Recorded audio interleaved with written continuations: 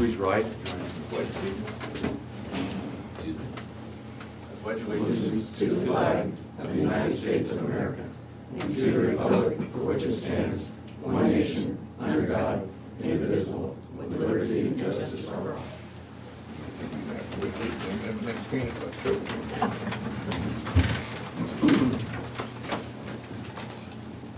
Morning.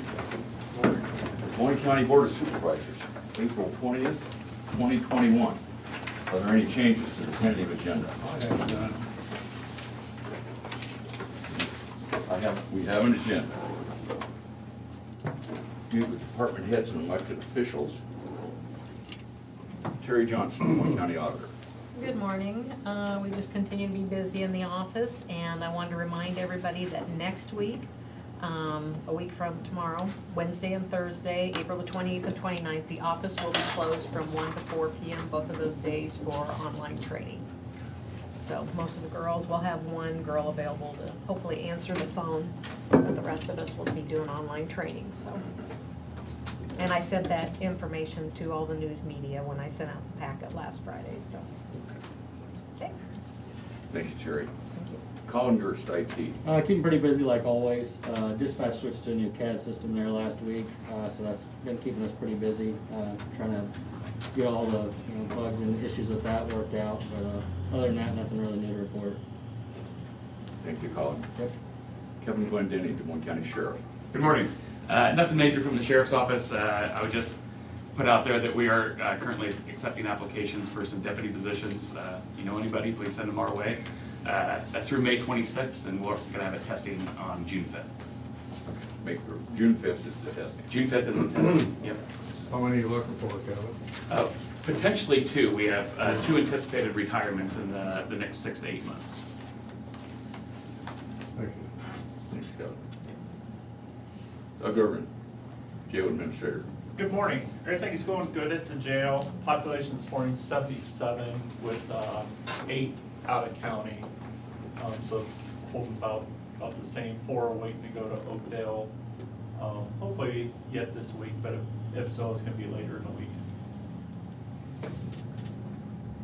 That M4's been out there quite a while waiting to go to Oakdale there. And it's a new 4. Oh, it's a new 4? I was gonna say, 'cause that 4 number comes up. It rotates around. It's a pretty constant thing. I think you get, It's pretty constant. There's about 4 or 5 a week that go. well, how about 77 more of them? Just ask them to take the overload. Be all right. Thank you, Doug. Yes. Ryan Carter, Secondary Roads. Good morning. Things are moving along. Guys are working on obviously various projects. Flint Bottom, or Flint Creek, Highway 99 bridge project's moving along good. They did pour some concrete, I believe, yesterday morning, so part of the rail system, the concrete rail system. Dirt contractor's been working on the south end, so that's moving along also. As you know, there's a lot of dirt to move there, so he's working on that south end first, and then he'll shift over to the north end once he's got that done. That dirt does have to set for 28 days before they're allowed to pave on top of it. So give it some time to get some weather, get some moisture, give time to settle what little it might, and stuff like that. So there will be a time gap there, but that north end takes more dirt than the south end, so some of that gap of paving time would be eaten up just in the amount of time it needs on the north end for dirt. So either way, they're working on that, and Flint Bottom's going good. Poured another section of short piece of main line, I guess is what I'd call it, east of the bridge. I sent you guys a picture there Friday morning. Yeah, they're making headway. They were going to try to pour today after the snow passes out and do a part of the bridge approach. So they're keeping moving. Their progress, I believe, I can't complain. Both the prime and the sub have done a nice job of keeping things moving out there. So yeah, things are going good out there too. Thank you, Brian. Jared Glasser, Land Use. Good morning. It's been a fairly busy week, I think, with the weather getting better, at least seemed like it was for a little bit there, but we're getting a lot of interest from people looking at questions about subdividing and building. We do have a couple of minor subdivisions currently out for review. I did want to give a quick update on the matter we had discussed at the work session last week about the resolution that first created the zoning commission back in '98. Did a little more research on that, and also after consulting with the attorney's office, we determined that because of the way this was initially passed, it seems like typically something like this would be adopted as part of the ordinance itself, and therefore any future changes could be done through an amendment to the ordinance. But unfortunately, since it was always left as a separate resolution, then the precedent has been that amendments just be made to this over time. And based on the timing of our anticipated timing for finalizing the updates to the ordinances and getting those approved, we determined that since the issue of the current membership is somewhat unique, given that we have a vacancy and one position that's recently a term ended, so that person is not interested in serving another term, we've determined that it would be best to simply amend the resolution again as a temporary solution so that the membership of the commission and the voting procedure is clarified. But then, once the ordinance update is approved later this year, we would include language to the effect of any previous resolutions in conflict with this ordinance are hereby repealed. So, in the long term, that would essentially ensure that we have language in the ordinance that essentially restates what this resolution says. But then going forward, it would be amended. Any future changes would be done as part of an amendment to the ordinance, as opposed to continuing to go back to a 20-year-old resolution and having a trail of documents where this sentence of this paragraph is replaced with this, and it gets confusing. So that's how we're proposing to handle that. So next week we'll plan to have an item on the agenda for that update regarding the commission membership. So that's all I have for today. Thank you, Eric. Janelle, now we want with Moines County Treasurer. Good morning. We'll just keep them busy, but I have nothing new to report. I'm gonna jump the gun a few minutes here. Natalie Steffner, Des Moines County Recorder. Good morning. Just a couple items on the agenda, otherwise nothing new to report. Thank you, Natalie. Patty, I suspect you're here representing Community Services. I am. For Ken. I am. We're just busy and trying to stay at least parallel. Thanks, Patty. Rodney Wiesner, Maintenance. Good morning, been busy. Kind of finished up the little project out at the jail, the laundry storage, intake storage room floor, so that should be cured up. Hopefully trying to move some stuff back in there tomorrow. Also, we've been working on one of the courtrooms down on first floor. As you know, when COVID hit, the state got they had a contract for audio-visual stuff for courtrooms, one for each county. And since we've got a grant and did third floor already, they asked if they could put it in the first floor courtroom. So we did some painting, sealing. So we got some carpet, some trim work yet to do, but we've been busy with that. It's kind of half done. So they're planning to install that equipment in June.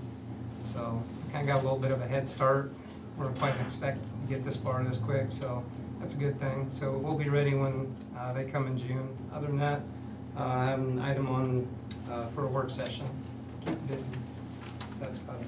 Where are we at on that generator for the jail? I don't know. They haven't quite started yet.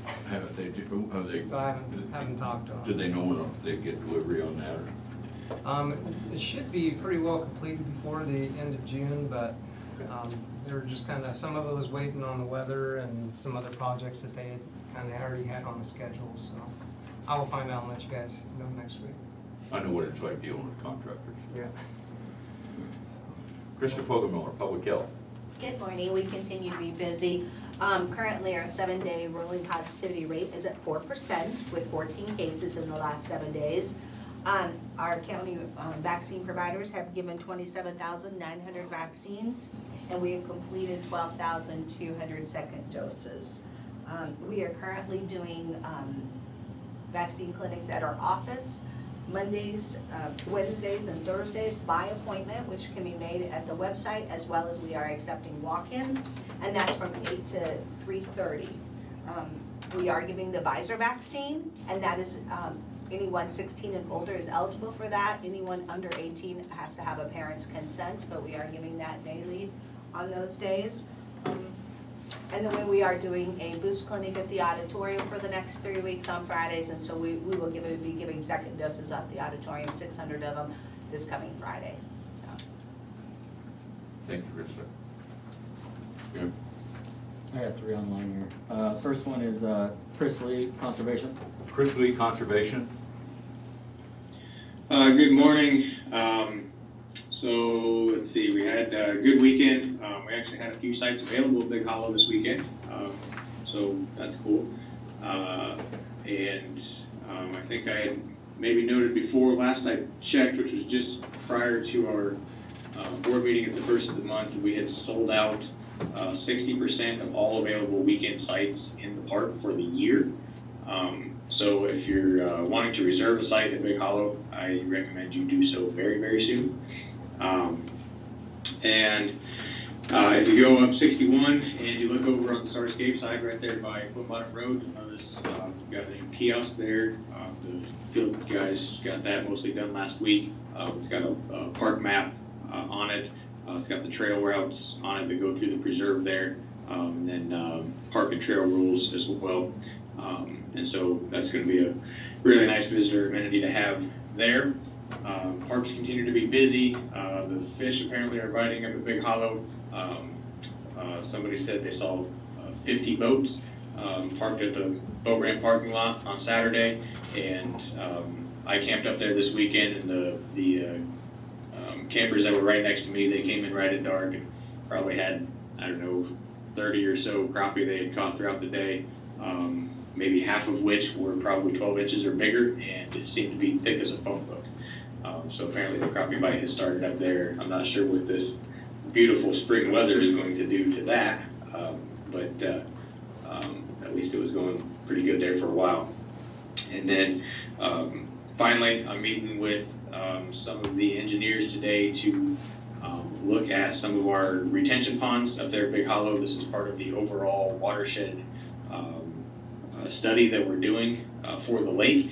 They're going to be looking at some of our retainment ponds within the park there, reviewing and assessing those, making sure that they're doing what they're supposed to be doing, how close they are to needing some repairs or replacements, and we'll kind of get a prioritized list from that, and then work over the next few years to rehabilitate the ones that need it the most, probably using fish habitat grants. As you know, in the last several years, we've been using fish habitat grants to renovate a lot of ponds on our different properties throughout the county. We've done, most recently, we did one at Linda Recreation Area, just south of Big Hollow. We did that retention pond just right there by the campground, I think 2 or 3 years ago. And then we've done a couple others in the past as well. So those dollars, I'll remind everybody, are generated from fishing license sales. So every time you buy a fishing license, some of those dollars goes back into creating better fishing places in your local communities. So that's kind of what we're working on now, and we're going to keep at it. So that's it for today. Did you get your turkey? I did not. I didn't get anywhere close to a turkey this year, unfortunately. I'd like to know for the record, I did. Wrote in, Brian. Strike that comment. That's code for you're not a real man.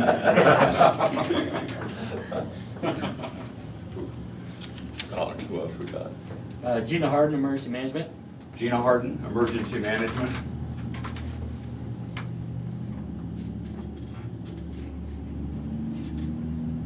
You're still muted, Gina.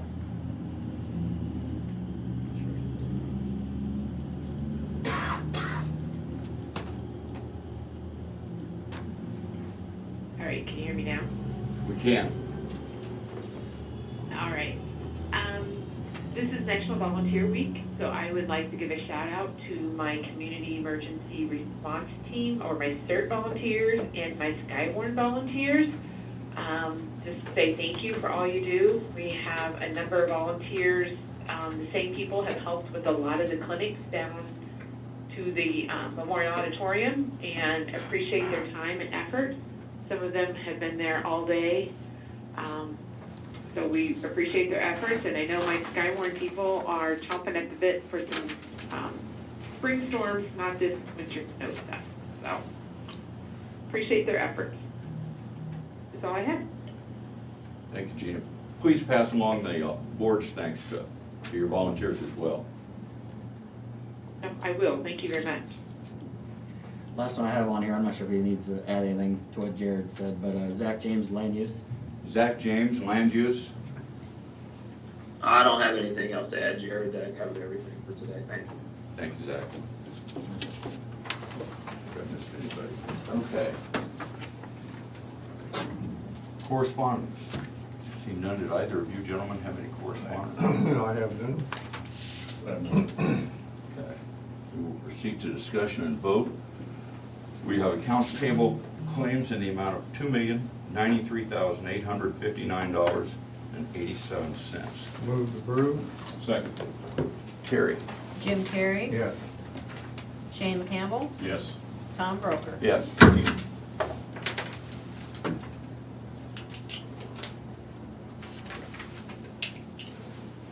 We have payroll reimbursement claims in the amount of $160. I move that we approve. Second. Terry? Shane Campbell. Yes. Jim Carrey. Yes. Tom Broker. Yes.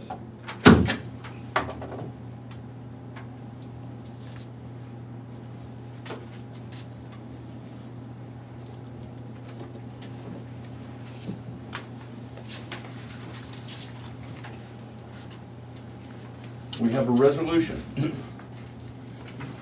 2021-023, appointing Natalie Steffner to serve the balance of the recorder's terms. Whereas Des Moines County Recorder Lisa Hazel resigned on April 9th, 2021, and whereas the Des Moines County Board of Supervisors have chosen to appoint a county recorder in accordance with Code of Iowa Section 69.8 and 69.14A, paragraph 2, and whereas the Des Moines County Board of Supervisors has caused a publication announcing its intent to appoint a county recorder, and said public notice was in the Des Moines County official newspapers per Code of Iowa, Section 69.14A, paragraph 2, and 331.305. Now, therefore, be it resolved by the Board of Supervisors of Des Moines County, Iowa, that Natalie Steffner, First Deputy Recorder, be appointed to and duly sworn in as the Des Moines County Recorder starting April 20th, 2021, until after the canvass of votes for either a petition special election to fill the vacancy or when the seat appears on the November 8th, 2022 general election. Move to approve the resolution for Natalie as our new recorder. Second. Terry? Jim Carrey. Yes. Shane Campbell. Heck yeah, she's a winner. And Tom Broker. Yes. Let me be the first to congratulate you and also to apologize. I will never again stamp the top of one of your deeds. A little bit of space there. We're gonna hold him to that. I'll remind you. Thank you.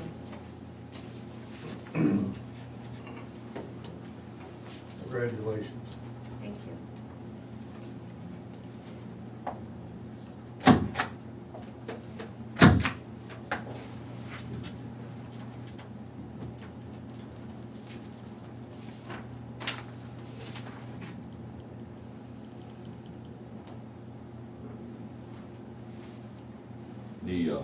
You've got I believe we've got a judge on the way down. Yeah. Whenever they show up, the judge shows up, we'll Okay. take a moment out of the agenda so that the judge's time will be quite a bit more valuable. Yeah, to we the actually, board. yeah, we have the swearing in later on, but whenever he gets down here, I'll go tell the girls to give it. Okay, we have the resignation of a compensation board member.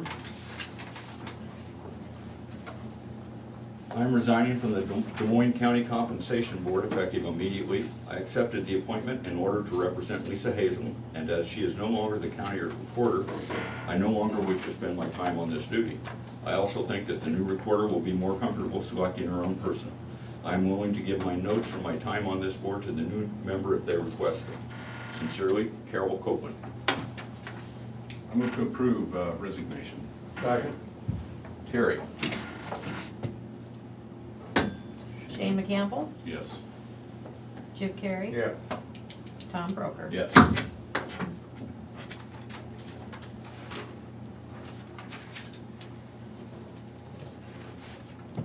And we need to set dates for the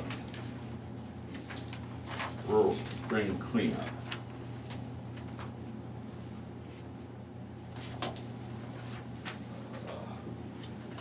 Those are the dates from last From year. last year, we had Friday, May 29th through Thursday, July 2nd. And I believe if you notice on that, the recycling center on the weekends is not open to take the appliances. They only do it during the week.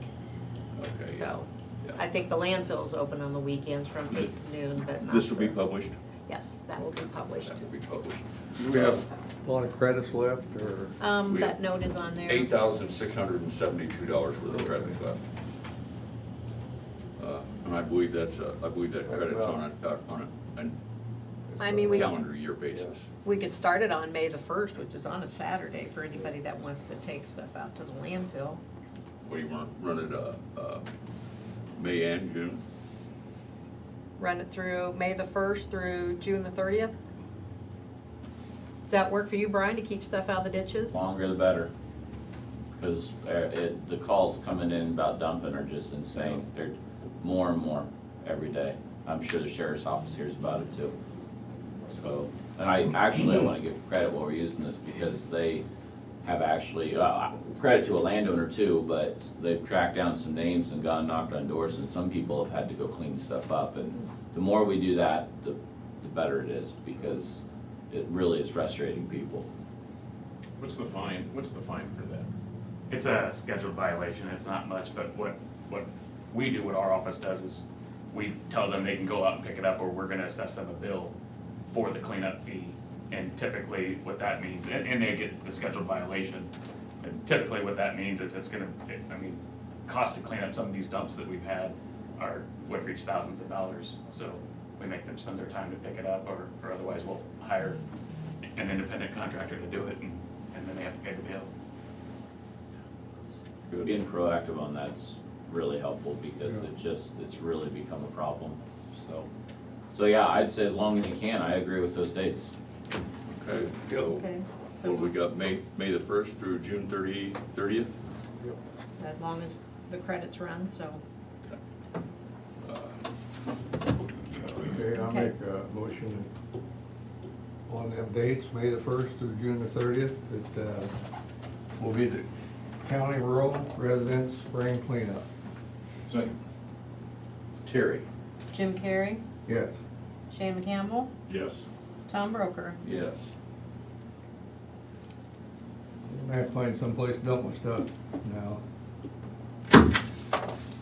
I hear a lot of complaints about people having a hard time getting rid of TVs and stuff too through their process there, about it's not real good for their, it's only hours apparently during the day. I can't say as I know it firsthand, but I'd mention that to whoever the board member is that represents on that, because when people can't make it, guess where they go? So there's no availability in the evening. I just want to mention that as far as a user-friendly type organization that apparently has the stranglehold on where you can go around here. Yeah, the TVs and monitors and all that stuff cost to have them done, because that's not included in the rural cleanup. Yeah. And they used to occasionally have an e-waste type cleanup, and I haven't seen one in a Been a long while. time.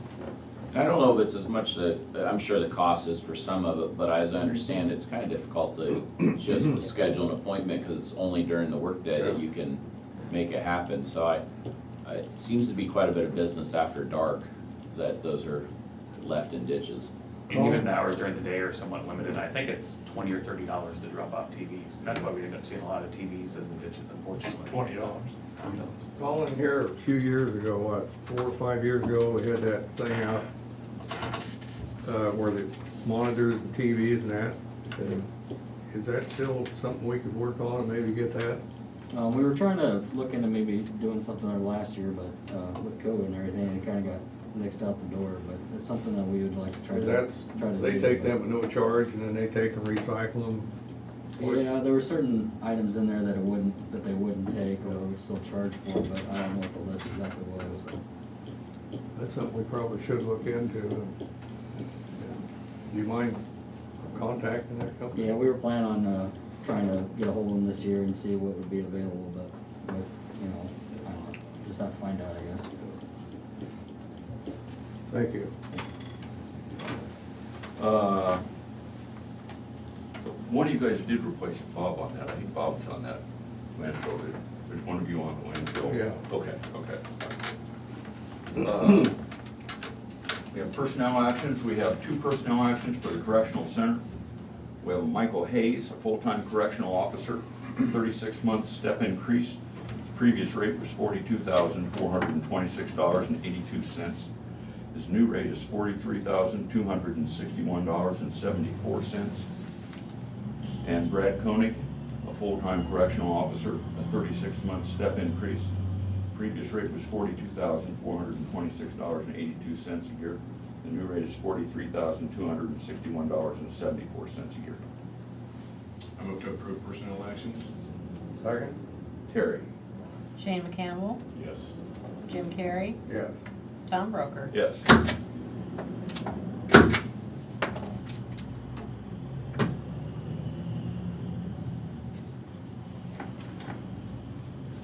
And we have a personnel action from the county recorder, and we take these letters through personnel actions. And effective April 2020, effective April 20th, 2021, I will be leaving my position as Deputy Des Moines County Recorder and assuming the elected position of Des Moines County Recorder. In accordance with Iowa Code 55, I am requesting a leave of absence from my employment as Deputy Des Moines County Recorder. As I will no longer earn vacation and sick days while being in the elected position, I am requesting I be paid for any unused accrued vacation as of April 16, 2021, and that I be compensated for any unused accrued sick time in accordance with the board's current policy upon my retirement or return to employment. Move to approve. Second. Terry? Jim Carrey, Yes. Shane McCampbell, Yes. Tom Broker. Yes.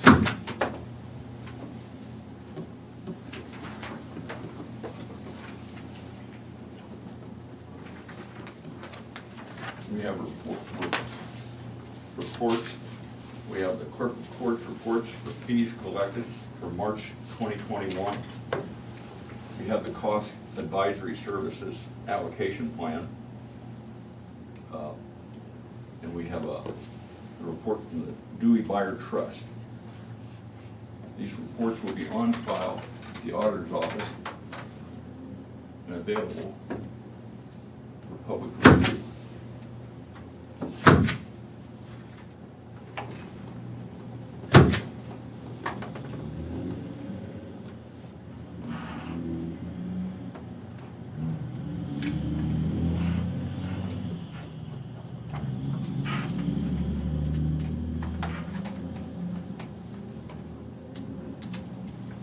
Minutes for the regular meeting of April 13th, 2021. Move to approve. Second. Terry? Jim Carrey, Yes. Shane McCampbell, Yes. Tom Broker. Yes.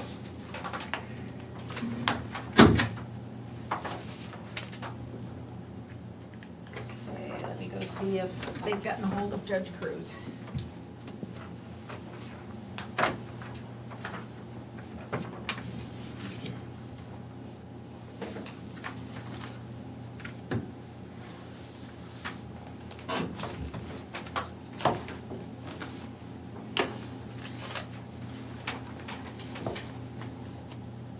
Judges are a little like supervisors, they don't move very fast.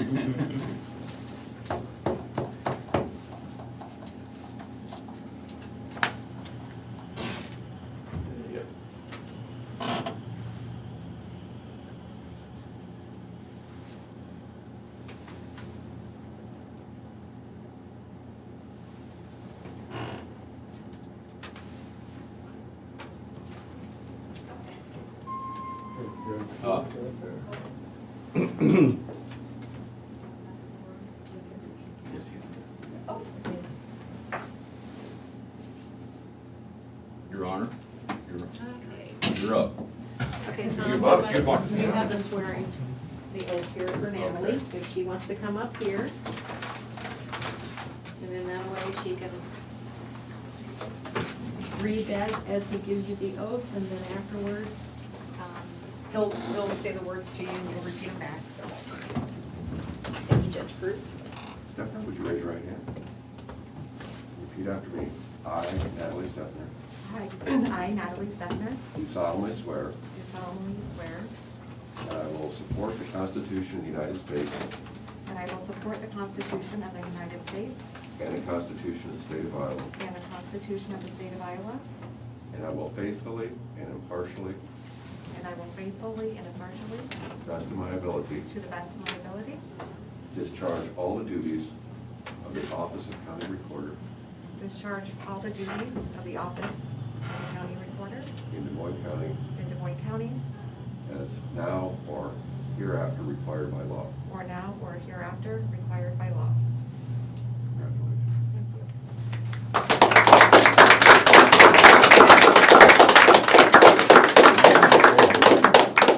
You'll need to sign that, Natalie, too. Thanks. You'll need to sign that, so Judge Bruce can sign it, so.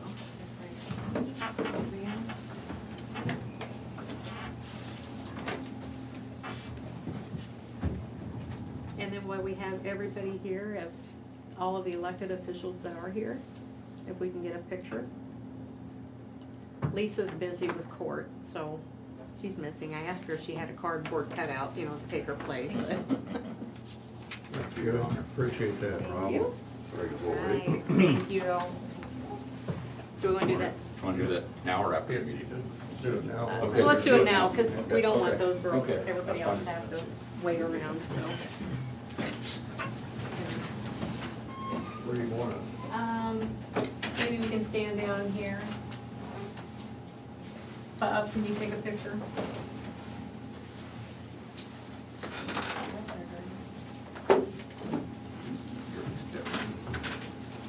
I'm better in the back. I'm better way back. Okay. I'm a lot prettier on radio. We're gonna have to do. Get up there where they can see you. Yeah, we have everybody's faces. There we go. All right. Didn't know she was 7 foot tall, did you? Now look at everybody out here. Oh.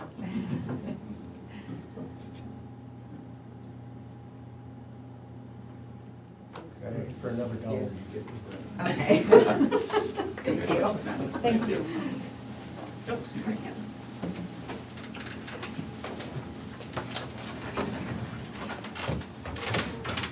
Oh! That was, I enjoyed that. Any other business? Have none? Oh, I probably do. Apparently I was late, I haven't read the papers. Part of it was in the paper this morning, I didn't see it, somebody sent me a text, but I took part in the eggs and issues at the last Friday at the Road Grader Burlington. And they asked the schools and the cities to talk about the American Rescue Plan and the money that we're supposed to be getting. And so I'll just go over with, I did a little more research on that. And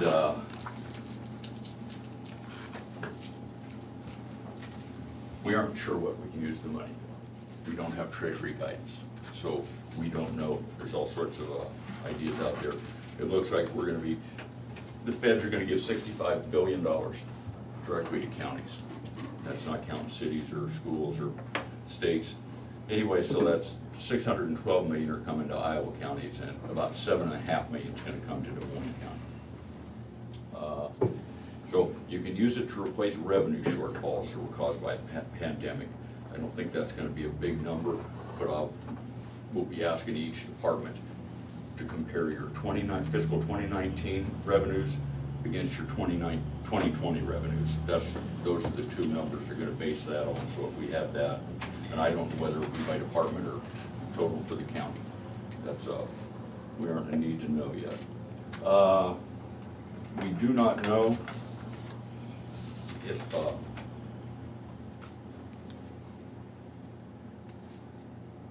that we can use others' extensive accounting and transparency requirements. We do not know yet if we can use the funds to cover additional auditing and accounting costs. We do know that the funds are used in an unauthorized manner. The unauthorized funds must be returned to the Treasury.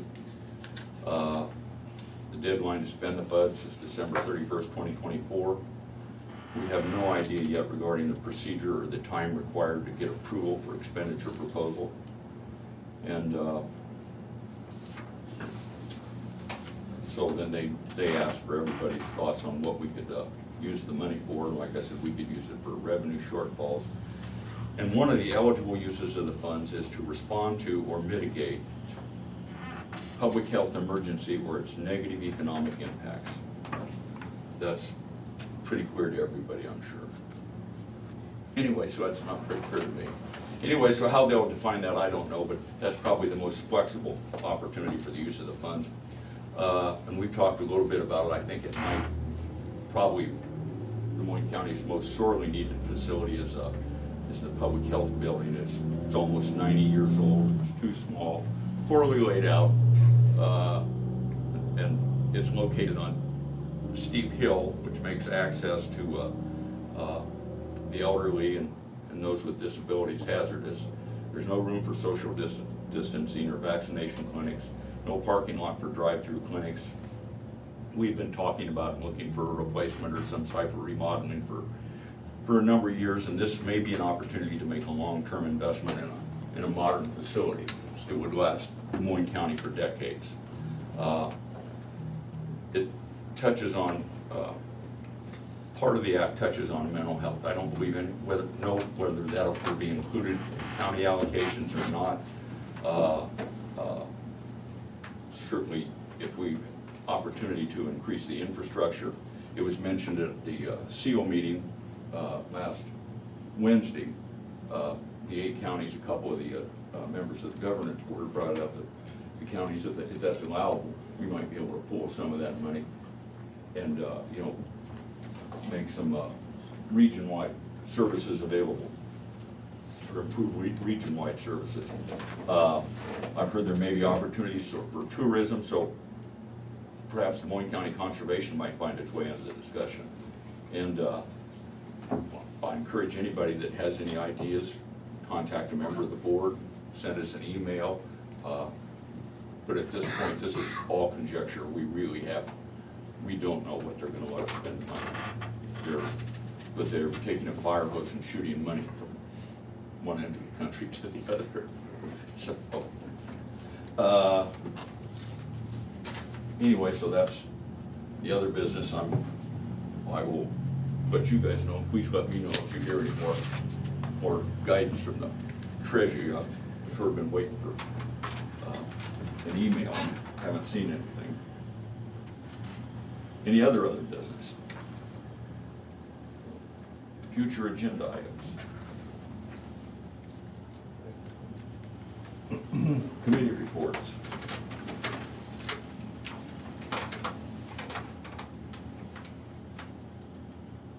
Okay. Well, I had a public health meeting with Krista and the board, and she gave an update on most of the stuff, but we did have we're working on bylaw revision, I think, the way I understand it, next month at our meeting.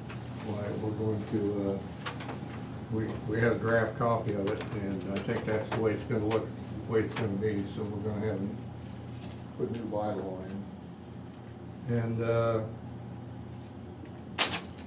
Chris, she gave an update on that, on the COVID, and it's a little better now than what it was when you give the update. Thank you, Kristen, for all your stuff you're doing. Also, I had a landfill committee meeting, and this is all new to me, this is the first one I've really got to sit in on. And, we did have Don't call it the dump, they hate that. don't call it a dump. It's a landfill. It is a landfill. So I am going out and take a tour of it, so they're gonna help me out on that, where all the retention ponds and all that are at. But, they had a capital improvement plan, Evora Consulting gave a presentation, so, and it was pretty interesting. You know, it kinda helps you understand some of the stuff's going on. When I fully understand it, I'll tell you guys about it. Okay. And then I had a regional, utility service, and we had a new MOU with, Louisa County. They run into the same problem we did on the tanning beds, where the state still mandates, you know, they be expecting that, so. And, we went ahead and took care of that. And, so that was about the extent of my meetings this week. Thank you, Jim. I really don't have anything to report. I did have a nice meeting with Chris Lee, and he took me around Des Moines County and showed me all the parks and whatnot, and the ones that they shut down because people were doing bad stuff there, so that was educational. Nothing going on with workforce development and early childhood. We're just cleaning up some verbiage on some old paperwork to get lined up with the state, so that's about it. Thank you, Shane. I attended a Grow Greater Burlington meeting this morning, and the old big concrete building out in West Burlington, used to be Raider Precast, they sold that. So anyway, there's a route, anyway, a new manufacturing. That was those cats out of California? Yeah. They decided that they couldn't stand California taxes and regulations anymore. It's a mass exodus coming out of California, right? They said, we gotta get out of here. So they were excited to sell that building. And then, we had the SEAL, Southeast Iowa Regional Mental Health and Disability Services Region meeting Wednesday, and, we approved claims and contracts and, discussion of proposed legislation. And yesterday morning, I had an opportunity to greet the crisis intervention training that they're being held down in at the Burlington Police Station. So 1 week of training, they had a pretty good turnout. They had 20-some people out there. Des Moines County was well represented. And it's nice to see that many people taking the initiative and interest in wanting to take that crisis intervention training that's for a first responder. When you're on the street, you run into somebody that's in a mental health crisis, or you run across somebody with some sort of a disability or autism to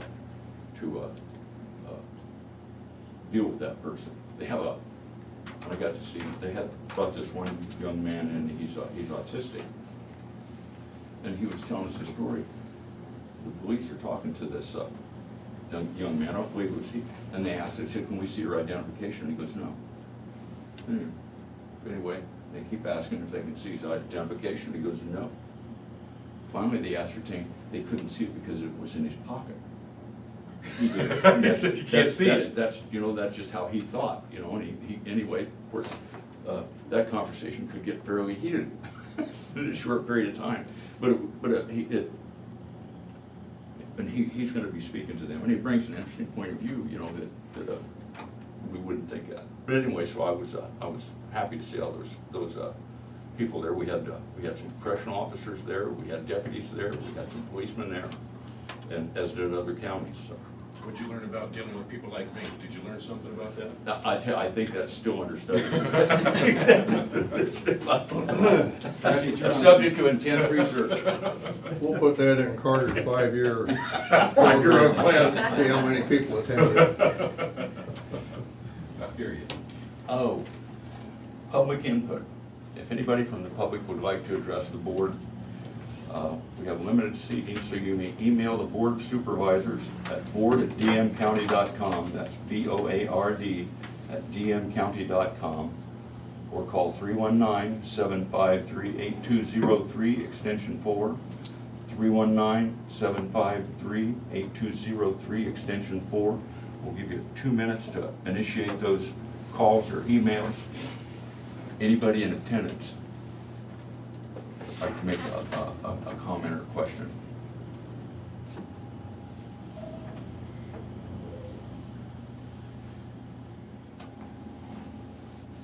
It's not very often you understand, Bob. He just zipped his lips, wow. Nobody had a birthday in rock and roll on today? I can't say. But I like your beard, it's really looking good. Yeah? Well, it's a lot better covering all this ugly. See, so you gotta do what you gotta do. Did they find any mushrooms? Yeah. My neighbors did, Did they? at my place. So I don't know that there's any more. Turkey season over? No, it's still going. Is There's it? 4 seasons though. Oh, yeah. So it's, guessing it's beginning of 3rd or the end of 2nd, I'm not sure. You're gonna have to buy one of them Mr. Wishbone turkey collars that everybody's raving on. Really? Yeah. I think Chris needs it. Apparently. Apparently he needs one. Jerry's going to play with him. Well, far more enjoyable to give him a hard time when he's here. I mean, it's not the same. Yeah. I was driving down Wayne on. I still hear you, Brian. That makes you feel better. I was driving down a lane near, between some fields in Louisa County, and this one field, there was some woods back there, and I'm assuming that's where the hunter was. And there's a turkey walking across the, we shoots, he hits the turkey in the leg. Uh-oh. Anyway, so the turkey never flew off, but he hopped away faster than the guy he shot 2 or 3 more times. Didn't win that one, huh? Didn't get one. I didn't know, I knew they could run, I didn't realize they could hop that fast. Do about anything they can to get away from somebody. I suppose I could do that too. 2 minutes are up. With an aye, we're adjourned. Why? We're adjourned. Y'all have a great day. Congratulations again, Natalie. Thank you.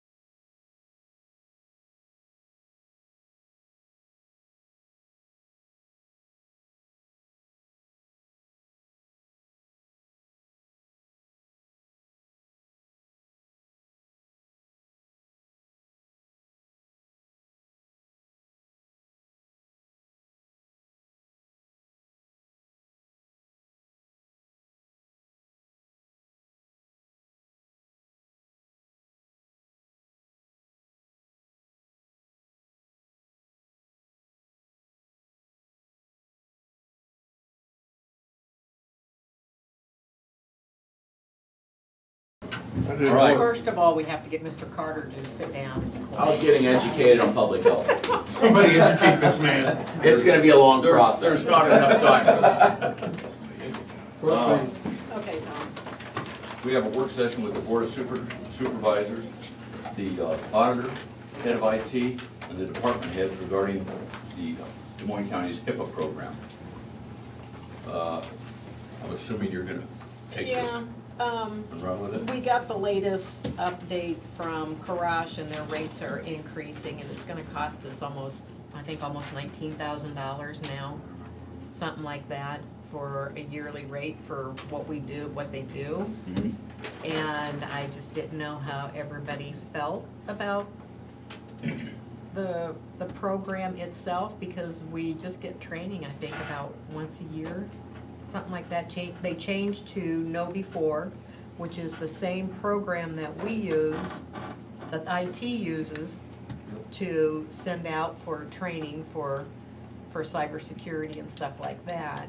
And I guess I just wanted to see how everybody felt about the program, if we feel that we need to go someplace different. I checked with ISAC, they offer a program, and it's all internet-based, you know, the programs come through, pop through, you take the training. And the only thing is, somebody in the county would be more responsible for being the contact and all that stuff, but I think their rates, if you look through, because I know on one of those emails, they only charge, I mean, their yearly fee for a new county is $1,950. And compared to almost 19,000. Would you say 19 what? The cost to a county is $1,950. Okay. And, you know, I don't know what other startup fees or anything like that might be, but that's ran through ISAC. Another one is Colin checked with his other IT guys, and they also, some of them, he got a high recommendation from Compliancy Group, and that's all an online one. And some of the emails from our base camp I put on there, and several people, it was almost like, for the number that responded, a couple of them used Compliancy Group, a couple of them used ISAC, a couple of them used Parash, and made the comment that it's expensive. So it's kind of like, are we at that point? The contract is up, I believe, in July? June or July, something June or like that. July. And it's kind of like, do we want to stick with them? Do we want to try something different? The only thing is, it's gonna fall more on us, because somebody has to be the point of contact Okay. for sending all of this out, because I imagine it's probably pushed through when the training comes through. Is it pushed through? You probably have. Through email, most likely, I imagine. So the emails that all the employees would be getting would be from us, and not, because I know there's a lot of people that just kind of, they didn't know for sure when Karash was coming through, or it wasn't titled as Karash either all the time. And I know a lot of people just kind of put that in their spam files and stuff like that, and didn't follow through with them. Whether we would get a better turnout, people actually doing the program and going through the training. So, Yep, go ahead, Patty. So I know that the region uses ISAC. We did use Karash for many years. And then it was to the point then where our fund also funded for Karash for Des Moines County, 75%, and then this past year, I think we went down to half, maybe, or whatever. But I do know the region does use the ISAC, and do I notice any difference? No, but Tammy is our go-to person on the HIPAA, so there definitely is one person that is designated to make sure that we get all that information out there. Have they had many problems with it, or any, or not you've heard of? I've not heard that we have. I just know that we are covered and that we do have trainings periodically just through our email system. And it is at the, I don't know if I'm sure it's around the 1950 that we paid too. I'd have to double check that. Is that fee to Crush only for HIPAA? Or is there other training stuff that they do? I think it's just for HIPAA. It's just HIPAA. They, the way I understand it, if we have a problem, they take care of the problem. If we get a breach, then it's on them. That was so I've heard some complaints of people having a hard time. They'd get on and I've done some of the, what do you call them, chapters, you know, and they'll The do a modules. reading or modules, yeah, Yes. modules anyway, and they'll give you some reading material, and you read that, and then you take some questions, you know, is this A, B, or C, or like that, and the people would take those modules, and then it didn't save the module when you went back. You didn't have credit for doing that, you had to start over again. And they would always say, well, I don't remember And what they're. I'd have to email them and tell them, you know, such and such did that, you know, they There- completed it, but it's not Since we were showing hitting the up. wrong button, you Yeah. couldn't There hit was like a- continue, you had to hit next, Yeah. or, yeah. There was an excuse, I remember that, but I remember hearing it a number of times and over a length of time, that we're not talking about it, a couple weeks or a month, I think it was something, the same thing was still happening a year Yeah. later. So Patty, how does the ISAC modules work? I mean, are they pretty basic and simple? Have you done those? We did them initially, and I don't know when the last time was. that Because we I think, had to. well, for some reason, I'm thinking it's just like a once-a-year thing. That's how It's- I remember it, so, yeah. So Brian, whether we'd be able to do some of those modules so you can have them, Well, am I thinking of something else? Wasn't Crosh the one that I talked to when we were in here and I said, Yes, you can't are. you come and do something to bring everything up to date? And they said, yes, we will get a hold of you and schedule something And and then and we'll COVID come to hit. on-site Yeah. and then everything's up to date, then you take off. Cause I have guys that don't have, they wanted every employee to have this and I have a number of people that aren't have computers. And it's just not reasonable, it's not feasible, it's not gonna happen that they run through a computer program. Now, if I could put it up and run through something on the lowest level during a safety meeting or something, that's fine. And they never contacted, they never got, I mean, wasn't that how that was left? that's what I. And that's been a year, if, I'm guessing it was last summer. Yeah, you're exactly right on that, because he'd even talked about setting up something where you could have all your guys in there and do it on a video, Yeah, and he was gonna contact you. that's what I was thinking, cause I sat Because I back. was- I mean, I've been getting cross emails for about 2 months I've been ignoring, so I'm one of them that got irritated at the initial process of it and then never got back through it, but I'm all for something else if it saves money and it still covers the county. I do know liability protection was one of the concerns. That was one of the things that Those are was big. attractive, is that they took the liability and, you know, they covered this and that. And I don't know, that's something, and if you did have a breach, they would know how to handle it, and they would, take care of you, they would present the case to the, I think it's, Department of Human Services or whatever, the Civil Rights Division, that comes in about the HIPAA if you've had a breach. So, and I don't know if, And I think ISAC has, they've, if I read through here, they've got an attorney or somebody that. Well, Beth Manley used to be the. Yep, she's a compliance officer Yeah. through ISAC. But, and I, like, if you can save money and we're still getting covered, and I've heard some complaints over the last, I wondered a little bit about the last time they were here, but I was for it, they were still for the liability, but if they're, the only thing is we're gonna have to designate somebody within the county. who would that probably be? Would that be Colin, or somebody in Colin's office, or you, or? That's why I put some of those emails in there, cause that was one of the things that was asked is, you know, who is your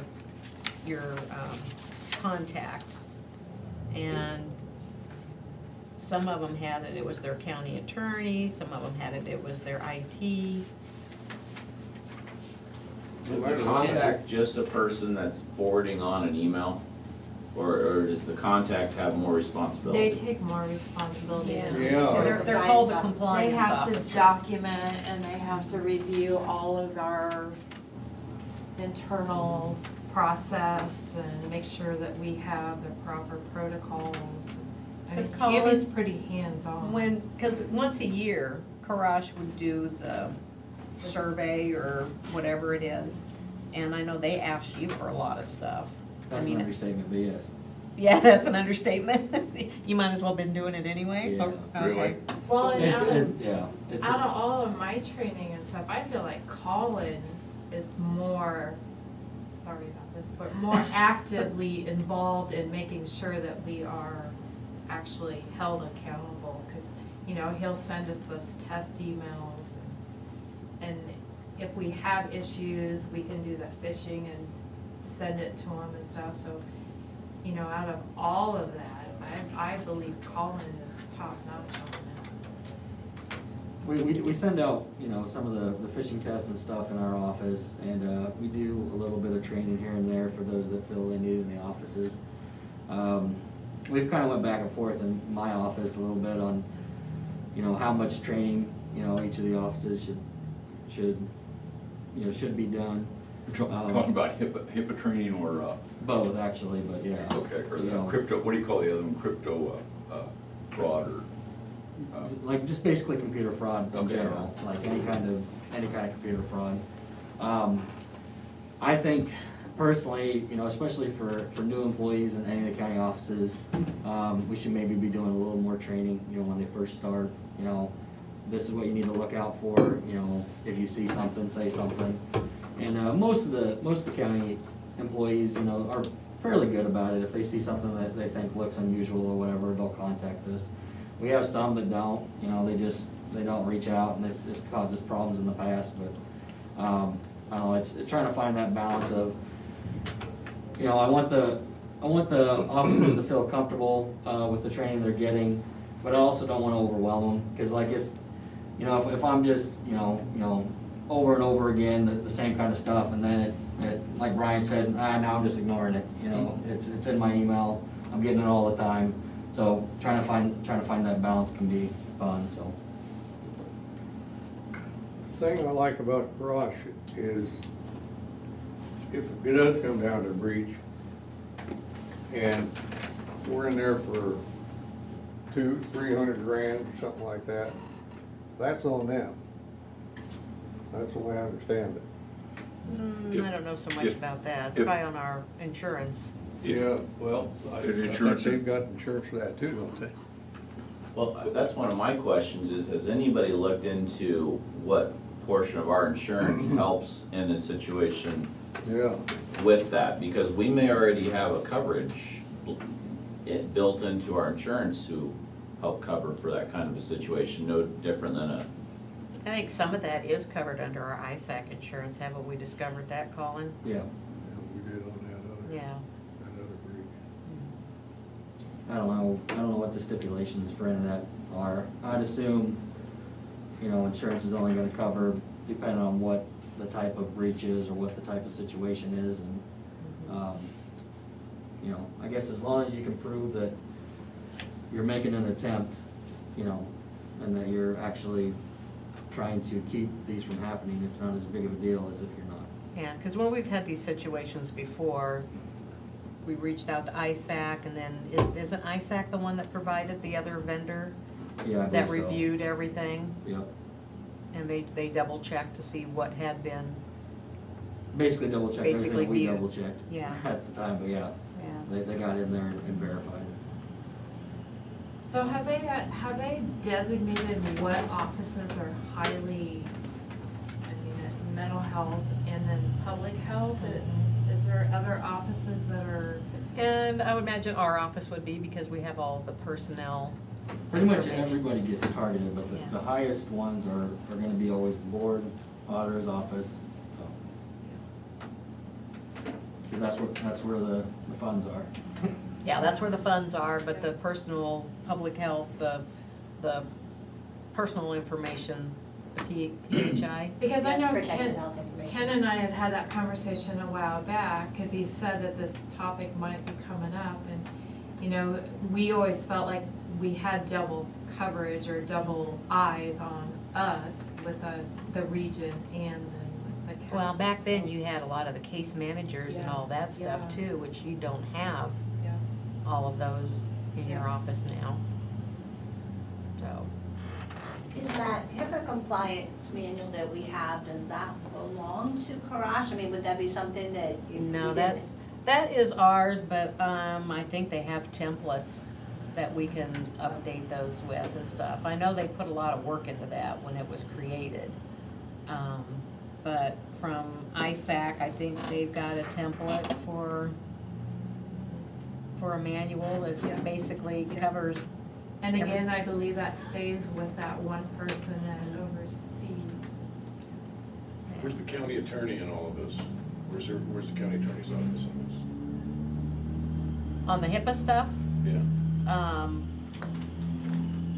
I don't know for sure where she's at. I mean, she was out today. She was not here because of the trials and stuff. Oh, I mean, where's their position? What do they do in regards to this? They don't have, we don't lean on them for HIPAA?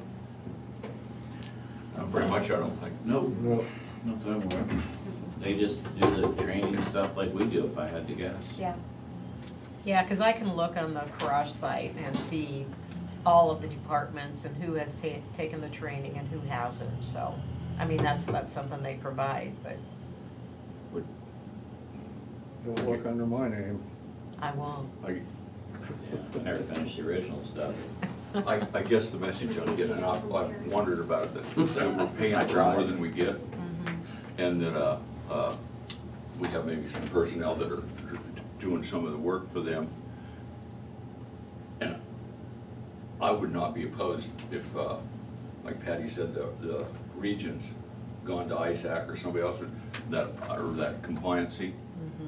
If, two things, if this is gonna land on somebody, I would personally not be opposed to that person getting some sort of remuneration for the extra duties that they would, Well, it wouldn't be new because I can't get paid extra, so. well, So come. you know what I mean. Yep, And I anyway, know. so, if I mean, if you we had a could spend deputy that or money Colin or locally in our something, own. And, you know, for the, anyway, and it seems like, 1950 or 1750, and one here says 3,500, so that, and we're paying 19,000, 18 or 19,000. That's what makes me think it has to cover something more than the others. Or the Well- others Well, it's specific. because we've got them listed as our compliancy officer and the two positions. I forget what, there's a And compliance chief. officer and Chief something. Chief, yeah, and Before we had them just for the training, and I believe the IT director was the chief, or one of them was a compliance, and then there's some in the auditor's office that was the chief. Anyway, they were doing that, and then things kind of changed, and we went to where they were, Crush or whatever was they were kind of the chief operating, yeah. whatever. And that was when we compliance. first started with It the was whole kind of thing. built all in there. sort of, they took all the, But honestly, we're spending $19,000 on it, and half the people aren't even using it. yeah. You know, we need to look at maybe something, Or if they're already something that's calling gonna be Colin. utilized, or, like I say, if they're not doing what they said they were gonna be doing, to come to like Brian's thing and do the training, we need to find somebody that is gonna do that, or to get the training to the people that, That was before COVID even, and they never, it's not like COVID shut that down whenever you made that suggestion. That could have even been a couple years ago, to be honest with you. It's been a while.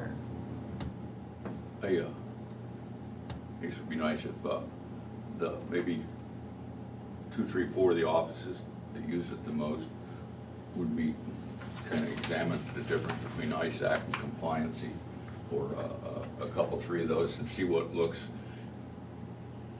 and come back to the board with a recommendation, Okay. what we should do, Yeah, and 'cause if I- we need 2 officers, or how it works for ISAC. I truly don't know what was always attractive to me was that they had the liability for anything except, you've got non-fee, but for malfeasance, if we have an employee that said, screw it, I'm gonna release 500 identities out there, that's on us. But they pretty much had everything else, or at least but I didn't realize or hadn't, but if ICAP covers a portion of that, and I'm sure Colin's right, I'm sure it depends on the situation, but it would be interesting to know, maybe a call to Bob Green, ask him how much of that, what our coverage is and something like that. I believe some of those fines can get in hundreds of thousands, if not millions of dollars, Yeah. so to have that, compliance officer, Yeah. whomever's gonna have, Maybe if they're gonna have that, assume that responsibility, that's really something to really kind of look into. Well, if it's gonna be any personal responsibility on those, you'd want that known. I think the bigger fines are more punishment for people that aren't doing anything. If you can actually say, we have a HIPAA program, here you can look at it, we do training, we've done more training with public health than we have secondary roads, and that's what I think they typically, anything I've read, is when it goes, and if it's an accidental breach, as long as it's fewer than, I don't remember, 10 or 50, IDs or something like that, it's not a big deal, but I think the big fines are if you're not doing anything, and there's a breach and they come and then they said, and the last thing you want is anybody from the federal government start rummaging around in your files. They said, well, as long as I'm here, what's in that drawer and that drawer and that drawer, they spend a year here. Maybe we do a little bit of research and then compare that against the sales position from Corosh on what they're providing for their value or for their money. I mean, maybe. That was one of the things that I asked Ryan Doctor from Sioux County, because they use the compliancy thing, and because the big thing is the risk analysis, which is what they do every year, that they ask Colin for the information, and I've got paperwork I had to fill out. And I asked him, about the risk analysis and who does that, and that's where he said that their mental health director is their HIPAA compliance officer, and that they work with the compliancy group, works with them on that risk analysis. It's like a It's a yearly report. survey, and they ask, are you doing this, are you doing that, are you doing this, are you doing that? And then my favorite thing about it is now you gotta prove it. I want screenshots of everything. So that's everything that you have to provide to them. That's scary to think they're not hands-on, that they're not more involved with us checking in or, quarterly at least, checking in to see if we're maintaining what we need to. Well, I know they keep sending me emails trying to get me to these hoof trainings, something like that. It's so that somebody in our county can become the compliance officer and Oh, yeah, I all remember of they got that. those, yeah. And even if somebody in our county did take it over, I think they're still charging $8,000 for providing the HIPAA. I think a fair amount of their budget goes toward marketing. Well, I'm receptive to that. I'm thinking we may be paying for stuff we aren't getting, and maybe think we're getting it, maybe being overcharged for that.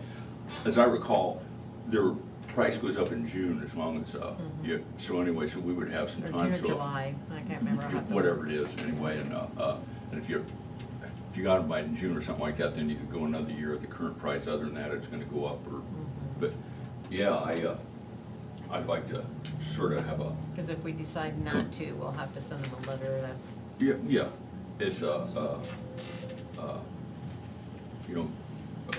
recommendation, that some people that actually use it, like the auditor's office, public health, mental health, and I say, can reach out to Tammy and see what she notices a difference from coming from Caroche to go into ISAC. that'd be That'd be great, great. because That'd be if great. she's dealt with both of them, then Yeah. she can see are you noticing any changes? Yeah, I'll reach out to her.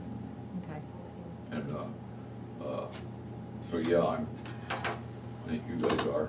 We're all interested in primarily making sure that it's getting done. Yeah, And, that we're covered, and it's, uh, and I figure probably maybe some of the county employees would be a little more receptive if they see the email coming from Colin or I.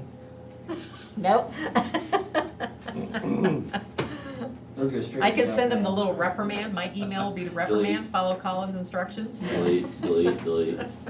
As long as we know in advance, who's the good cop from the bad Good cop. luck, Danny Cahill's not still not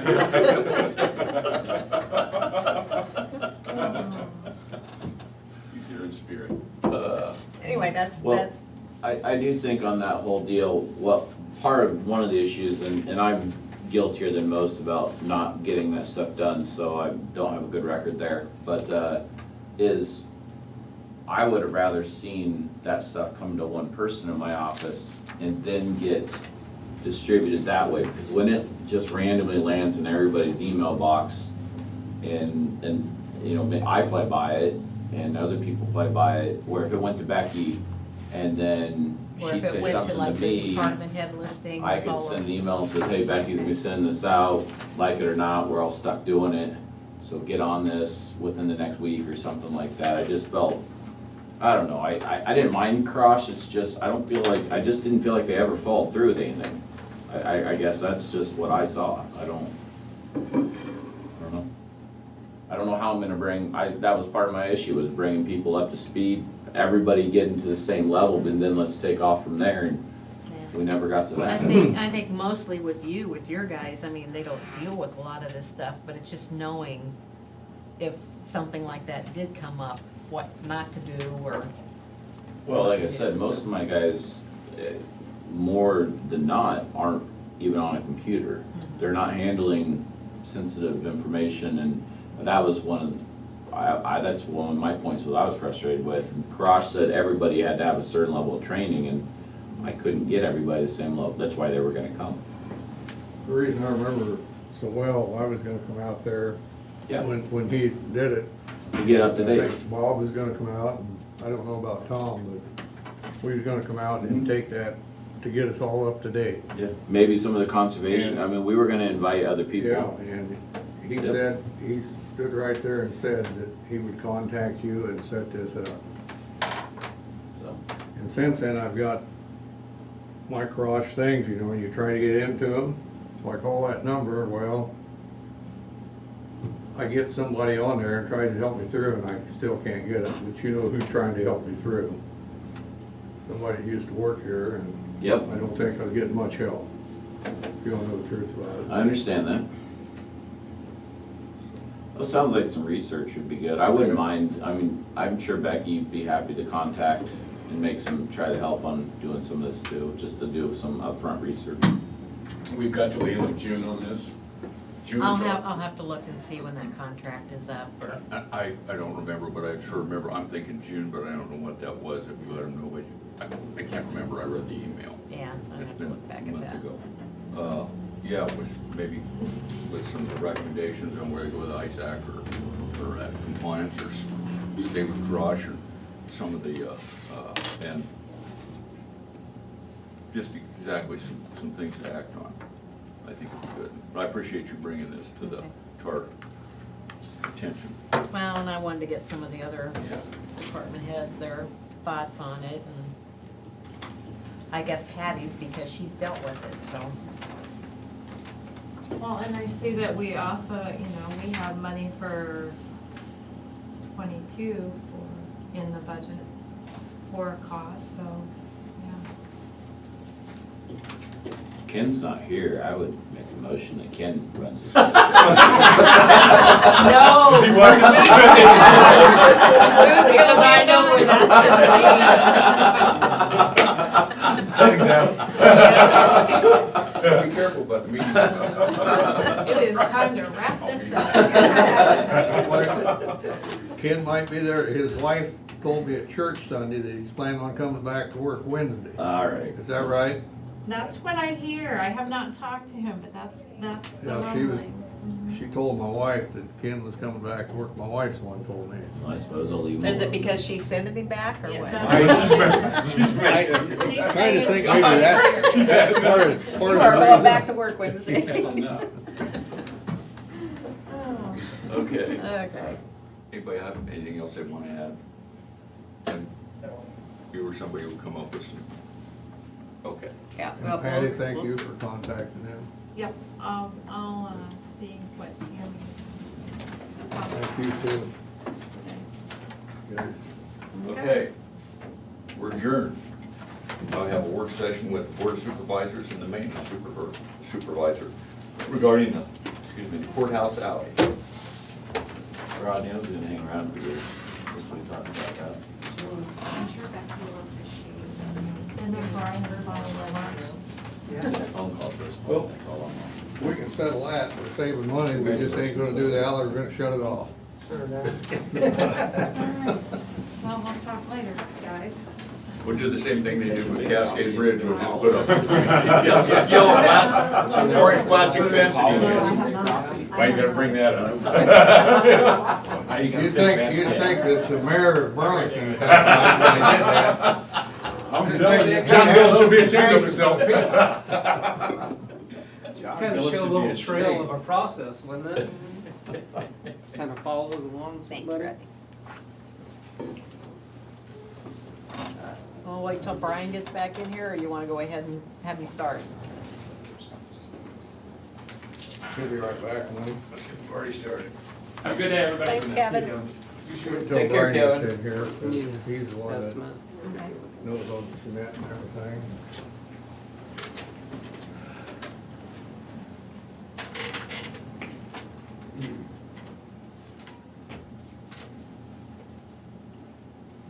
You know, it seems like if you close the bridge off, somebody's gonna go through it one way or the other. Yeah, We had that one up north, you remember, did you get in on that? We had that, no, I heard about it though. man, there was a gap, I know between our desk and them chairs out there, you know, we're probably 12, 15 foot deep. And that guy flew across that, going fast enough, and he landed, tore his oil pan off on the bridge. If he'd had that much farther to go, he'd have smacked right into it. Woo! That wouldn't have been pretty. Can't believe it.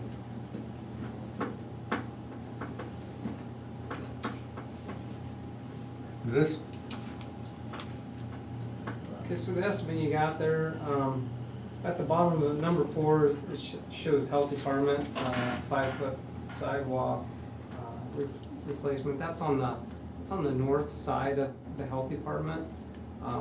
It's a sidewalk probably from the top, like where the ramp area starts, kind of at the top, all the way down to their door there on the north side.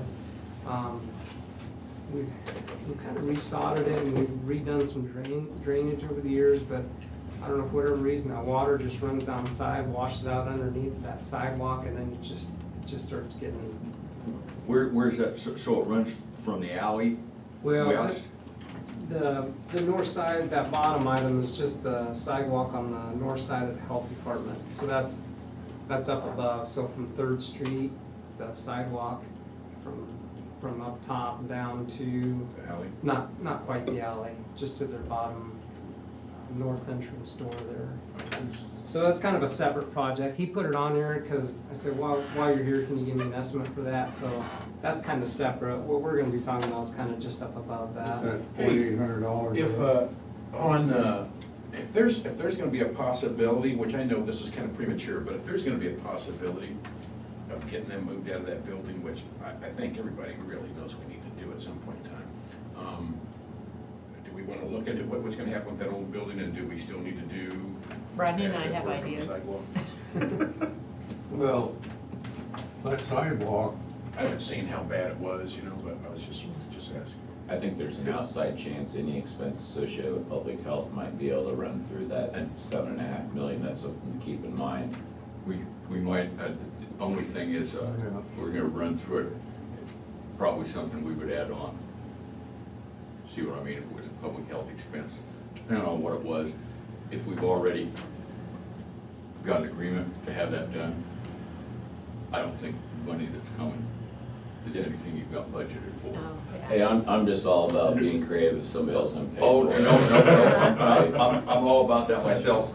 I'm That's just, all I'm that saying. is. I don't even know what you were talking about, it's not my business. I'm That's just all I'm saying, saying. I'm just like, somebody else is gonna pay for it, No, I even though it's a think load of that crap is that one they're of doing it. the, I think that is one of the stipulations in there. It can't be anything that's already budgeted. Yeah, so that, I wouldn't include that, if we were gonna approve the rest of this right now, I wouldn't include that in there right now until, you know, if they were gonna do it, say, we're gonna wait on that $4,800, cause we might get that paid for in that other, in Yeah, like I that. say, it's kind of a separate deal, you just put it all together Nope. in one, so. Not a problem. Let, Shane, you're on the city council, Burlington, the sidewalks. Does, we have pay for own sidewalks? They've got a program, but I thought that was residential. I don't know if that applies to anybody else, but they had a sidewalk program that they were starting right back up. And I believe that they included it in this budget, but I don't know if it's. But that's for residential, you think? I believe, I'll have to double check on that. Well, I know that one time, you know, I said something about the curb out here, and then you called them up, and then they fixed that curb. Yeah, out here on the street. Yeah. Yeah, they've been pretty good about like some of the curb and along the Yeah. street area part there, but, when it comes to alley, they don't want nothing. Yeah. their Yeah, hands they can do on. their own stuff. But the waterworks is gonna pay for half of this, right? Yeah, that was the thing. Initially, I was just looking at doing the middle section out there. Yeah. Showed Shane from like the pole where the old, there's two Alliant poles back there. Used to have a transformer that kind of set up above the alley. They took that down when the pole, so we'll start from that pole there to about the pole where like our maintenance truck parks. So we're originally looking at doing that section first, and then south from that pole where we park the truck south. Should be that way. Because it was just really bad shape, and we've been talking about it, and this last winter was really hard on it again, so I thought maybe to try and get it in the budget, move some projects around, we can maybe section it out and get the, one spot or two spots done. So after I did that, I called and talked to the waterworks guys, about it, and, what I was thinking, and, would they be willing to work with us on it, and Shane, the guy over there, he was really receptive to it. He's like, well, what's it cost to do the north end, have the whole thing done? And I told him I didn't know, and he said, well, I'd be willing to work with you, and, pay 50% of that, if we just want to get it all done, so. That's what I did, got an estimate on doing the full thing, and they are willing to pay that 50% of it, so. Just the alley part is $39,090. So 50% of that is $19,545 to have that whole alley done from the sidewalk there on the south end to the sidewalk on north end. Met with the waterworks guy, they called and talked to the city engineer, can't remember his name. Jesse, yeah, he was down there, met with them last week, because on the south end, there's that drain down at the end. Right in the And middle. it was right in the middle. Yeah. It's really low. They say they're people that come in there that they complain because their cars hit. So they were looking at raising that up. So they're gonna raise it up some, probably not as much as we really liked. Some of it kind of depends on the contour, what they can do with the alley, but they were gonna raise it up at least, I think, 3 or 4 inches they were talking.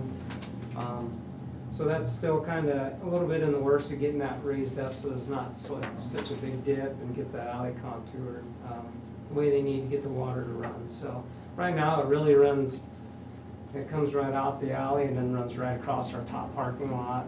It doesn't ever really get to the drain down there. Yeah. I think there are drains that come off their building, Yep, drains off more their into that building. drain than anything in that alley does, so. That was some of the discussion, and that will be up to the contractor and the city engineer on how they kind of plan that and design it however they I say there's do no it. stormwater drains or underground that goes through close to here that the gutters There's a could lot of actually be utilities drained in the into. back there, but, yeah, I mean, we have a couple that run off that way, but Can you get a new one without a sidewalk on it? absolutely, yeah. There's 3 prices here for the 1, 2, and 3, 4 of them. Are those all standalone prices, or is the first one the first price you got for that middle section?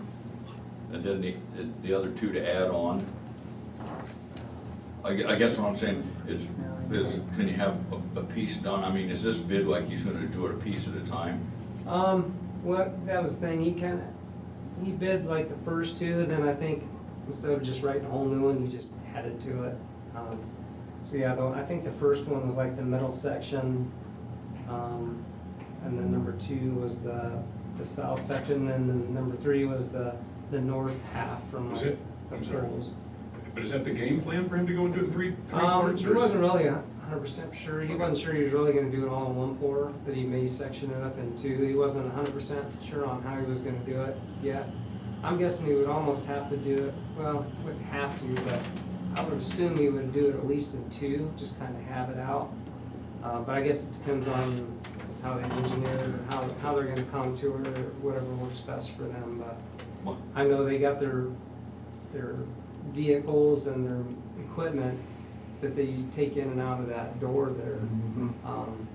And I think they have a couple other doors, I'm not sure how they get access in there, but they use that door a lot, and that's their parking lot. So I'd imagine they would want to do maybe one half so they can still use their parking lot, and then shut the other half down and be able to still utilize their parking lot and that door, so. I guess my question is, did they bid this as 3 different projects, or give you the first price and say, this is what we would add to do the north part, and then this is what we would do to add the south part?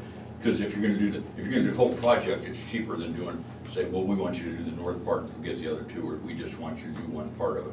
I just wondered whether they bid this as the base project and then those were add-ons. I would guess Daley probably gave the Brian, same you unit wanna say? price for each phase. I'm gonna guess that I think personally, I would go get one quote with the entire alley if you're comfortable doing that. And I say that, I'm gonna be honest with you, with all the openness, this is not budgeted. This is perfect timing because you're having this conversation and work session after all of the stuff came out about the $7.5 million. And again, I know this may not happen, but when you get the federal dollars, you gotta think, you gotta be upfront with it, but you also have to be justify it. And right now, on top of my head, if you have a clean quote with a date on it after all this came out, and it's not budgeted, so it meets the it can't be budgeted thing, this alley connects. Preach. This alley connects public health as we speak to the handicap entrance for the courthouse. So I would keep proceeding with this, but I honestly would not be shocked at all if they screw this funding up so bad that you get a chance at reimbursement of this project through that funding. I wouldn't be surprised. I agree with you. I would not be surprised. So I'm just saying, you wanna start as clean as possible. Now, here's the only issue with that, and I don't know that this will be a problem. Daley's a great contractor, and I would probably proceed exactly the way Rodney has this set up. You're gonna get good quality work, and you have no guarantee of getting reimbursed for this. So you can't really guess beyond that. The only hindrance may be federal funds. A lot of times they wanna see bids. You know, they wanna see that you went through a formal advertising and bid process. Without that crystal ball, I honestly don't think I would go to that headache. I'm just telling you that could be one hang up that could be out there. But I would throw her on one clean quote. If you guys are willing, you got somebody willing to pay half of it, to me, that's a no-brainer. We all know that alley's needed dealt with. Rodney has spent countless hours in that alley. I have spent a few of those with him, just talking things through, not working. Count 'em up, Rod, count 'em up, Rod. But I just keep that in the back of your head, that the cleaner you have this up front, you may have a shot at getting some reimbursement on this. And that's a good thought. I like that, having a single price. And the thing you could do is, even if we were gonna say, we're gonna build a new or buy a new public health building, you aren't gonna have that for a while. No, that's 2-3 years Anyway, if down the you're gonna road. build something, that's gonna take a while down the road. This is something we could do fairly quickly and make public health safer. Yeah, that's a good thought. But yeah, if I was gonna do it, I would do the whole. I guarantee some of their clientele use the handicap entrance to come into the auditor's office, the treasurer's office, whatever. they're kind of some of those people, or especially if they're elderly, are a one-trip shopper. They wanna come and do their stuff, both at the courthouse and public health if they're getting a shot or something. So I think you could, it's really easy justification. And again, it might be screwy because it's a public alley instead of private. There are a couple dynamics in federal funds, they can screw it up better than anybody out there. So there's no guarantees. If this is an alley that you have to have access, it does get you into the back of the courthouse and all that stuff. So I mean, it's not just a alley, this is an alley that we have to, even with parking, you know what I'm saying, on the. Yep. But what I'm saying on that is, again, to get around, again, the federal BS, you may eventually, to be able to qualify for it, you may need to go to Burlington and sign some sort of an after-the-fact agreement that they agree to let you surface a city alley. I mean, it's just, it's federal money. I hate to say it, but It's federal money and they're trying to. the strings Blow it attached out, to federal money are but if- insane. Well, if they it's- don't, can I I can't ask- picture these guys backing off on any regulations. Can I I ask agree. this, if it's federal money, will the waterworks even have to pay their half? Well, in the end, when it all comes around, maybe not. We're not gonna know that in time to pay daily right now, I can Yeah. guarantee you that. But I, Well, I agree with you,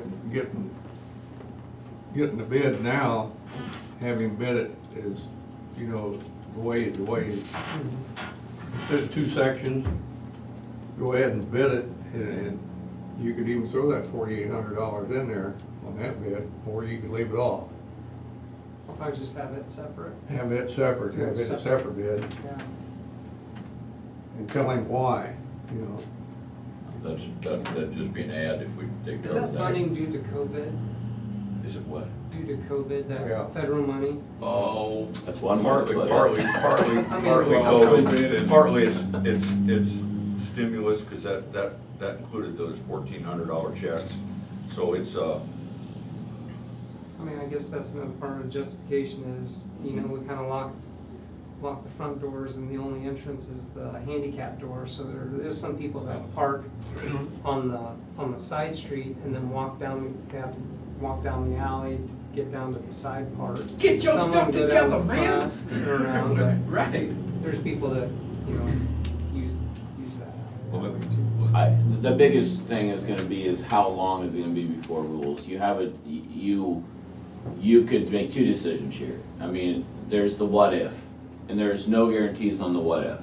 Now, public, or waterworks, they might be willing to, because of the chance of the what if, they might be willing to say, yeah, whether you do it this summer or next summer, we'll work with you no matter what.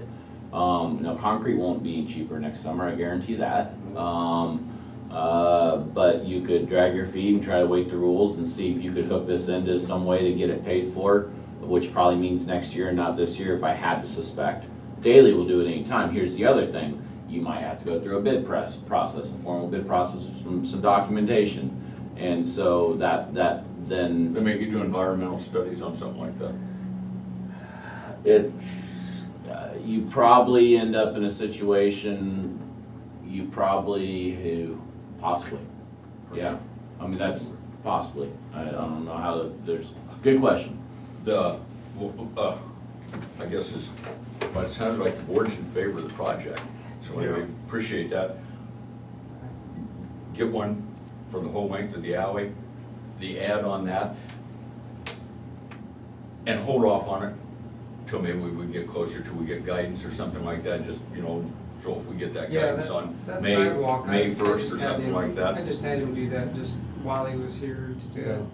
There was no guarantee we were even gonna do it anyway, but it was something I've kind of been looking at, so. Still I had access to him just public do it health, so yeah, while he was oh, that's here, fine. so. So, but I would Yeah. have him do the alley and then that as an ad. Right. And just hold off for maybe a month. Hopefully we'll have that money will show up in the account, I'm gonna guess, in the Yeah, next that's 2 or something 3 we can weeks. do, So they would, next fiscal year. I'd really like to see the alley done soon. Oh, Like yeah. I say, with the what ifs, I don't know if we really wanna take the chance or opportunity to wait on that. I think I'd I rather wouldn't keep- either. Keep the project moving forward, and if we can work it out, you know, get I agree. some reimbursement, we can, but Well, I mean, we're getting it done pretty cheap, cause, you know, Yeah. they're willing to work with us and do 50%. with waterworks paying so- half, that's a big deal. I think our ad's gonna be 19.5. So I think That's we're gonna take advantage of that $4,800. and get it done as soon as we can. And if we can get reimbursed, we'll work through that process at that time and That- see what we can do. That's more what I was talking about. I wasn't so much as suggesting, to intentionally wait a long time for it. All I was trying to suggest is have it as clean as possible up front to give yourself a chance if that, it becomes an option. And like Brian said, it's been announced, we have an idea what we can use it for. This is something that we didn't have budgeted, but we could sure use, and so we're getting a price for it. Well, and you might be better off, because here's the way, I'll just use FEMA as an example, because that's its own cluster and unto its own. Here's an example how FEMA works. If you can get stuff done before FEMA walks on site, your world is 1,000 times better. If you have to do stuff after FEMA walks on site, it's 1,000 times harder. So there is a chance that you, again, all this kind of works timing wise, that you could say, yeah, we found out about this funding, we had this really bad alley between us and the handicap access. I mean, there's still a distinct possibility to throw it out there, and because you went ahead and progressed, it may allow you to slip it through and get it reimbursed and get it qualified. You don't know, so I would keep proceeding like Rodney talks That's about. where pictures come in, Rodney. I'm just saying though, even if we couldn't flip that money, we're still getting it for half the price, and we're gonna be able to use that 7.1 million to make up some differences elsewhere, so I mean. It's a good investment. Yeah, I just say without the sidewalk on there. And that alley's been a torture for years, Yeah. clear back to 2006 or 2008 when the first accident happened back there We've that I had know of. two broken ankles or wrists or something on it, haven't we? Yeah, and I talked Walking to out Brian, there. it's been probably several years ago about maybe putting in on an Same overlay person. project, overlaying, I think. We just talked about it before this whole thing came up a Yeah. little bit. So I think concrete's a better way to go anyway as well. Well, long term, it's a Long-term. better investment, and again, you're getting kind of 2 for 1 on your dollar with Waterworks paying, it's worthwhile, it really is. I know it's been a pain for Rodney too, it would be better for snow removal, for these guys and everything else. Oh, yeah. And I did meet with Rodney, we talked a little bit about a couple things that I recommended, but I said just check prices and see what you think, just little details. Sweet. Sounds like the consensus is to go ahead and get a single price for the alley and an ad for the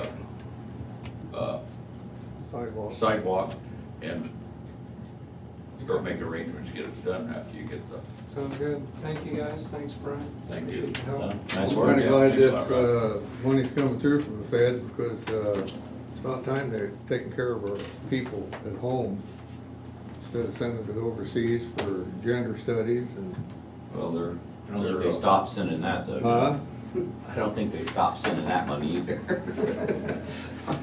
They, The road department's gonna get some extra COVID, quote unquote, extra COVID money too. It may already be in an account, I couldn't tell you. It's just, there's a lot of From the unknown. CARES Act or from the new one? I believe it's from the CARES, but I gotta be honest with you, I don't know if I can tell you that. I mean, to me, every time you hear something, you just kinda sit back and wait for it to actually happen, because you just don't ever know. Yeah. That's why we usually wait for ISAC or NACO to comment on it, so. Well, I think they'd like to, but they're, I got We're- it. Thanks, I think Rodney. we're waiting. thanks, Rodney. We all. Yeah, no, turn off. We are adjourned.